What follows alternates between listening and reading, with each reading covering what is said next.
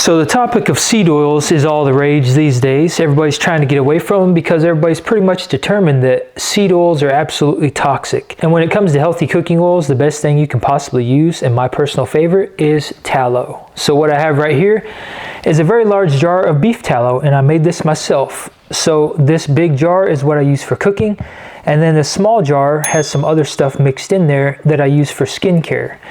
And the reason beef tallow is so fantastic is because it's full of saturated fat and cholesterol, which, contrary to popular belief, are actually very fundamental for human health. I know these things have been demonized over the years, but that is very unwarranted. And by this point in time, it's come out, and it's pretty much common knowledge that Procter & Gamble actually paid off all the studies to say that saturated fat and cholesterol is bad and sugar is good. And if you look around at the health of our nation, it becomes pretty apparent that that simple change, subbing out saturated fat and cholesterol for sugar, that has had detrimental impacts on our overall health. It's ushered in all these hyper-processed, carb-laden foods. It's ushered in seed oils, the stuff everybody's now trying to get away from because everybody's determined that, yes, they are toxic. And it's pushed us away from these foods that are natural, foods that we've been consuming since the dawn of time. Now, one of the biggest complaints I hear about tallow is the fact that it is kind of expensive. A big jar like this, if you get it from somebody that actually makes it themselves, it could be anywhere from $20, $30, even $40. And a small jar of skincare like this could cost you anywhere from $30 to $60, depending on what all is in there. And that reason right there is exactly why I'm making this video. While I do think the cost is justified and I think it's totally worth it, I also understand that some people can't afford this, but that's where I come in. And in this video, I'm going to walk you through the exact process I use to make my own tallow. So if you can't afford your own, or if you're just one of those people that likes to do stuff yourself, this will show you exactly how to do it. So to get started making this, I'll just walk you through what I have here. All right, so you're gonna need some crock pots or some way of actually cooking and rendering down the fat. All right, so right behind me here, I've got 3 crock pots. I'm gonna get all 3 of these going because I have quite a bit of fat to render down. You're gonna also need a way to strain the fat. All right, so that's where these little things here come in. This right here is a little tub, stainless steel, non-toxic. I've got a screen and a strainer here. And then I'm basically going to strain the fat into this tub after it's rendered down. And then you can also use a little hand strainer. This is also stainless steel, so non-toxic. And then to press all the fat out of the fat and get the most out of your fat, then you're going to also need a little press. And that's what I have right here. So this thing, there's a little insert that comes out, and then you can swap these out, and it's also like a little straining screen. So you'll see how I use this stuff, but just kind of showing you what I use to actually make my tallow. And then once it's all rendered down and you have your liquid, then you're going to need some jars to put it in. You don't want to put it in plastic. I would use stainless steel or I would use glass. Personally, I love to put it in mason jars because these work out very, very well. And you can also throw these in the freezer without the risk of breaking. So that's another great positive. Now, one other thing you're also going to need, if you're doing this yourself, you're going to need a cutting board and a very sharp knife. All right, and the knife should be not only sharp, but it should be very, very strong and sturdy because you're going to end up chopping the fat up to get it in the smallest pieces possible so that when you put it in your crock pots or you put it in your means of cooking, it's going to render down better. Because if you have big chunks in there, it's going to be really hard for it to get all the fat out of that big chunk, versus if you have really small pieces, then the fat renders out of those small pieces a lot better. So the most important distinction to keep in mind when it comes to tallow versus just regular fat is that tallow comes from around the organs on the animal. All right, so let's say you have a cow and you butcher the cow.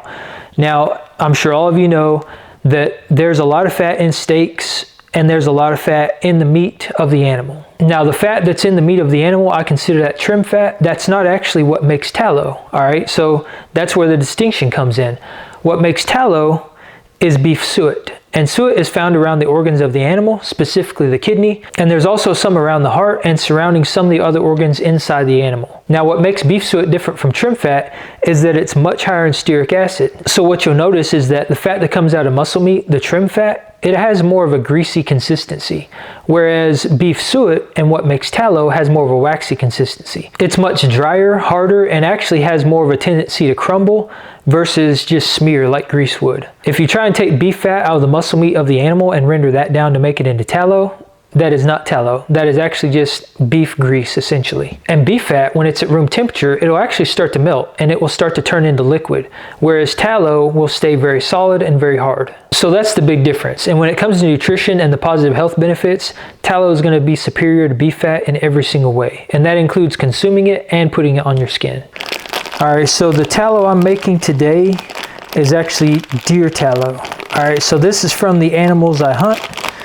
And you can see this is all of the fat that was around the organs here. And just looking at this, you can probably see how it has more of a crumbly, waxy, thick and dry consistency. So it's much different than beef fat. All right, it's much different than fat in general. Now, one thing to keep in mind is that there are going to be some glands in here. So like this little thing right here, this is actually a gland and this needs to come out. So you only want to render down the fat and you want to get rid of all these glands and stuff. And you're going to have that in deer, you're going to have that in beef, you're going to have it in lamb, and pretty much any kind of ruminant animal. There's going to be glands, which are essentially like lymph nodes throughout the fat. So it's important to just kind of sort through that. But what I'm going to do here is I'm going to break this apart. And like I mentioned before, I'm going to chop this up into very, very small pieces. That way when I put it in the crock pots to render down, it's going to render down much more easily. Now you can see I also have some hair in here and stuff too. Now I processed the deer myself, so this is going to happen. I also have some dirt and stuff in here you can kind of see. But because this is going to be rendered and strained, and I'm going to strain it a couple different times, all this stuff is going to get strained out. So I'm not too concerned about having hair and stuff in there. It's not really that big of a deal. So any kind of unwanted debris is going to get strained out when I go to strain this stuff after it's actually rendered down. But like I was mentioning, I just want to cut this up into really, really small pieces, as small as I can get it. That way when it goes in the crock pot, it's going to render down a lot more easily, and I'll get as much fat out of it as I possibly can. Now the good thing about doing this yourself is that yes, it is a lot of work and it is pretty labor intensive.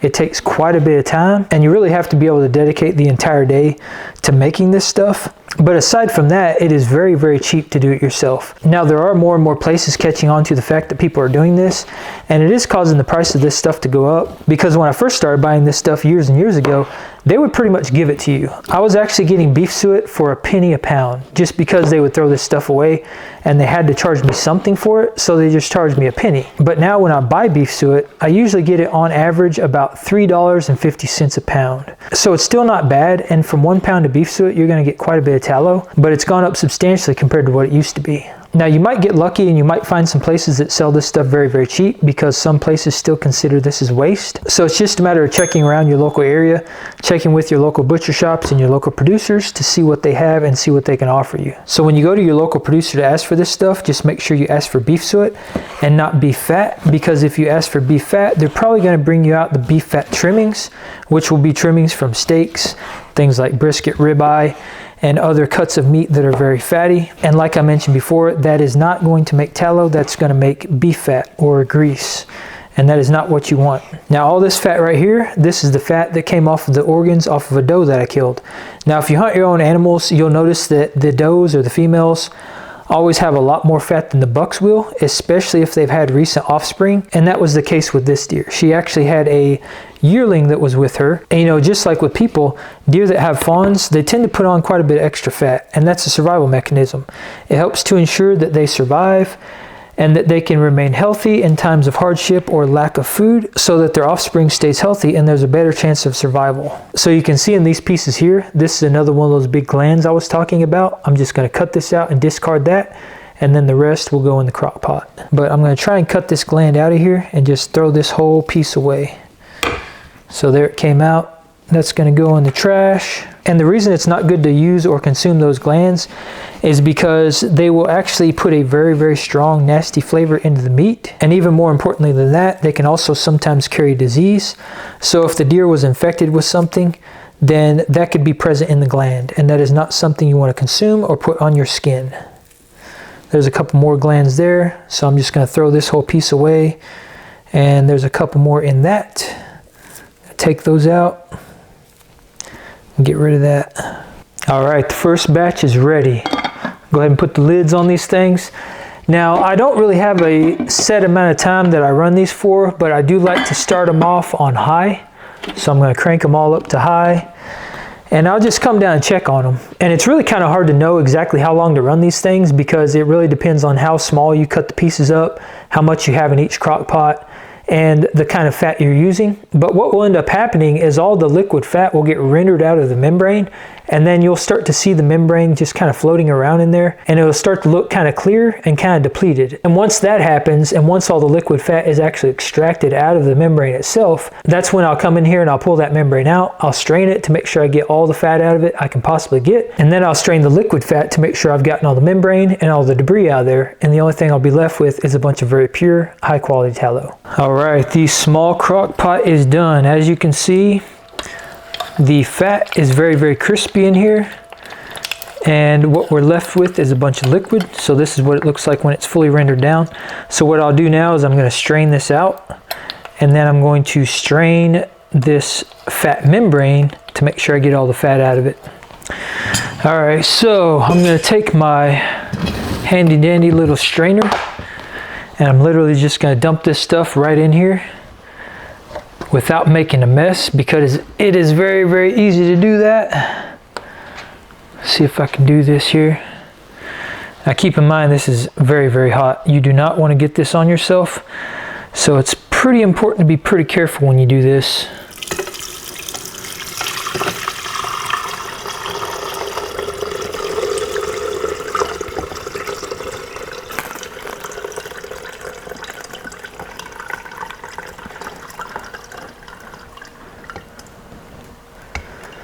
All right, so that's all the liquid fat out of there. Now what I'll do, get some of this grease off here, is I'm going to put this in my press, and then I'll double strain this. So I'm going to put the chunks in my press, and I'll strain it through this strainer into the other strainer.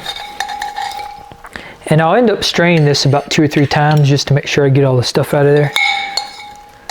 But put it in, squeeze it down, get every bit of fat out of there that we possibly can.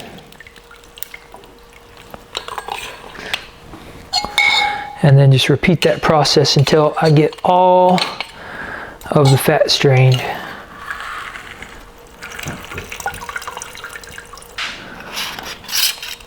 So to release this, you just pull the insert out and then just dump the fat right out of there just like that. This thing's really nice, makes it very easy.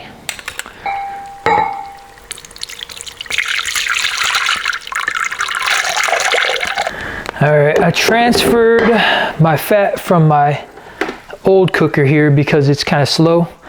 I put it in my really hot one, so hopefully it gets done a little faster. I'm just going to start that one right back up. It's about half rendered, but it is taking its sweet time, so this will speed it along a little bit more. Alright, so this is what the fat looks like when it's rendered down. You can see it's a nice golden brown color. Now when this stuff gets cold and it gets to room temperature, it will solidify and it will turn 100% white. There you go, some liquid gold for you right there. This stuff is absolutely phenomenal. Beef tallow in the making. So I'm going to take this upstairs, put it in the fridge, and let it solidify. Alright, my big crock pot is done. All my fat is rendered out, so I'm going to get this pressed and strained. And this press makes it really, really nice. If you don't have one of these, you're going to be losing a lot of tallow, because you can see how much stays in that fat, and if you don't press that out, you're basically just throwing that away. So like I mentioned before, this will get strained about 2 or 3 more times, and it will get re-rendered as well after it's strained. But this is the first strain, and then it will go in the fridge. It'll probably sit for a couple days, and then it'll get pulled back out, and that's when we start really going through it, refining it, restraining it, and really getting it as pure as we can possibly get it.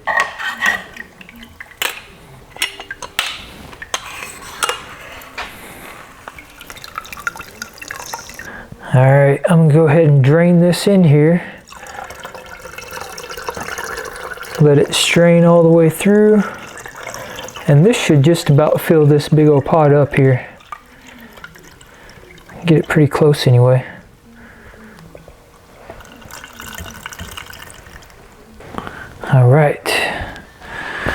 2 down, 1 more to go. And it has been right at probably about 9 or 10 hours now. So like I said, pretty much all day process. Not an easy task. There's a lot of labor that goes into this, but the payoff is well worth it because tallow is absolutely amazing. Now when it comes to tallow, since this is venison tallow, I do not use this to cook with. Venison tallow does not make good cooking tallow at all because it's very, very high in stearic acid, and it will solidify above room temperature, which means that it's very, very waxy, and it's just not good to consume. So if I was doing this with beef, I would 100% consume that and use it for cooking tallow. But this deer tallow is going to be used 100% for skincare. That's it. All right, the tallow has had a few hours to chill, so now the moment of truth. All right, this is what it should look like if it's rendered down properly, and if you have high quality premium tallow. Right there, just comes out, doesn't stick to the bowl, falls right out. Now you see there is some impurities here, so I will actually reheat this up, and I'm going to heat it at a very low heat, and then I'll restrain it like 2 or 3 times to get these impurities out, and then the only thing I'll be left with is this very, very high quality tallow here. So there's that one, and then this one, with any luck, will slide out just the same. This is going to be a huge piece of tallow here. Look at that. Amazing. And you can see the brown here, that's some impurities that was in the bottom of the tallow, but the rest of this, one big block. So I'll render this down one more time, like I said, at a very low heat, and then once I've strained it 2 or 3 more times, I will strain it one last time and put it into these mason jars.